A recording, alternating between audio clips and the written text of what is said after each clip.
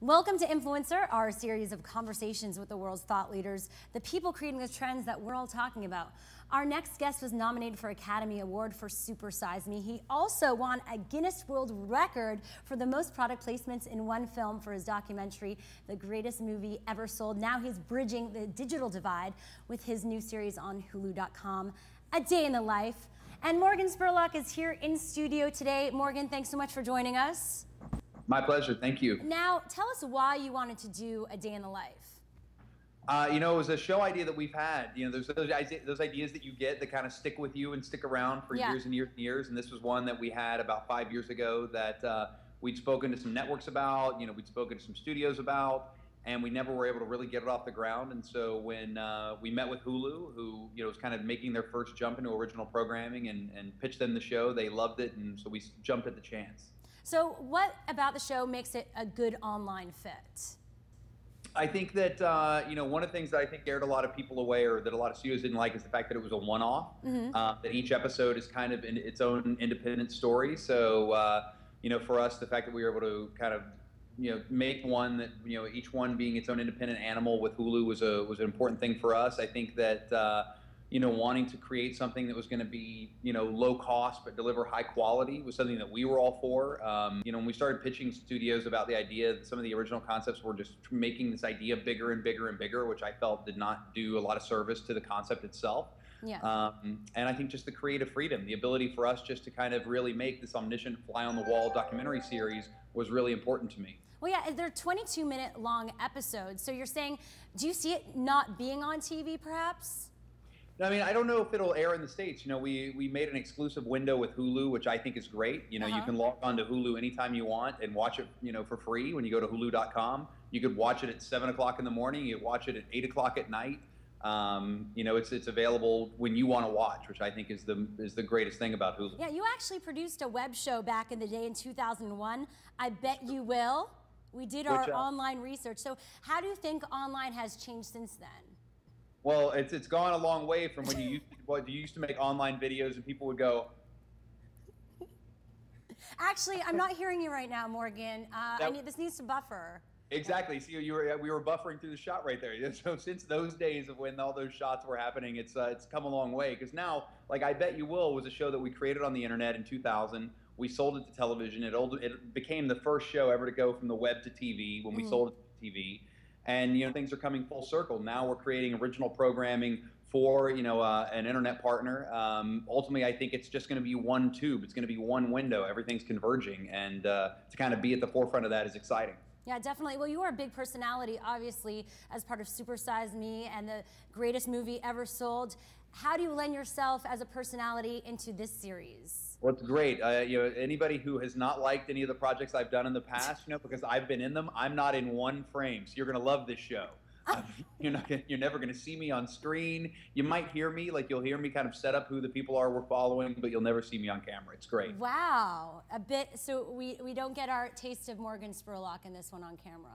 I think everybody is in need of a little Morgan diet. So I will remove myself from the dining equation and let you feast upon Richard Branson, will.i.am, Russell Peters, Misty Copeland, Mr. Brainwash. There's plenty of other delicious stories to tell. Yeah, who was your favorite or more surprising that you followed?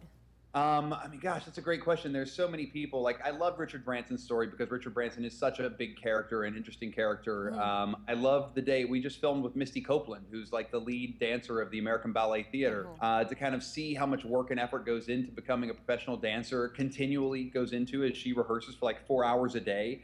I think it's pretty eye-opening. So I don't know. There's pieces that I loved of all the stories, but I think on a whole, to kind of see all 6 of them together is the through line of all of these people is dedication. All of these people are incredibly dedicated to their craft, incredibly dedicated to their jobs, incredibly dedicated to their beliefs. And I think that's what makes the show really special. That's awesome. Now we have a question from Andrew on our Facebook page who wants to know if there was ever a time when someone told you a project wouldn't work and if you went through with it anyway. Yeah, that's a great question. I remember when we first started pitching 30 days, when we pitched 30 days to every major network, ABC, NBC, ABC, Fox, all CBS, all the big 4. And at each network, all of them are like, nobody's going to want to watch this. It's like, this is too sad. It's going to be too real. Nobody wants to watch, real stories. One guy at one network ultimately ended up saying to me with 30 Days, like, hold on a second, who wins this show? Like, like I was making some sort of ridiculous. Is there a pot of gold at the end of the rainbow? There is a pot of gold for me and you just for watching. Yeah, exactly. But I think continually when we were pitching that show, people were telling us that it wasn't going to work. And, God bless FX for, really wanting to take a chance and take a risk in doing something different, because I think they made 18 really phenomenal episodes of television. Yeah, definitely. Now, since you've been part of it all, working with studios, working in digital, working in film independently, now where do you see the future of all this? Where is video content heading? Well, I mean, I think that, you're hitting the nail on the head. I think there's going to be a real convergence. The television and your internet are going to continue to converge until ultimately they're just one pipeline. You're going to be tapping into your email and tapping into your TV and your movies all through the same world, the same device. It's already starting to happen now. It's just going to become a lot more clear. And as a producer and as a director, artists are going to start to gravitate, especially as this transition happens, more towards some of the online possibilities, just because I think they're going to have more creative freedom. Mm-hmm. I think they're going to have a chance for higher upside financially.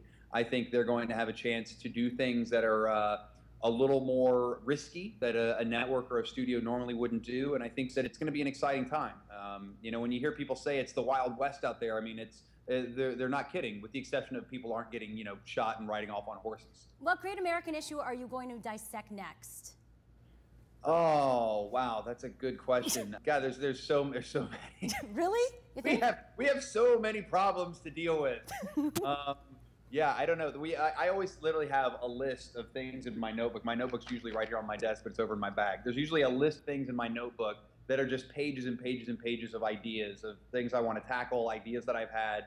So, anytime I finish a film, I dive back into the notebook.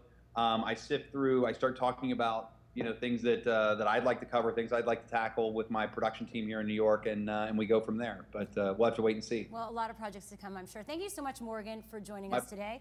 And all of you can follow Morgan on Twitter @Morgan Spurlock. Check out A Day in the Life, his new series on Hulu.com.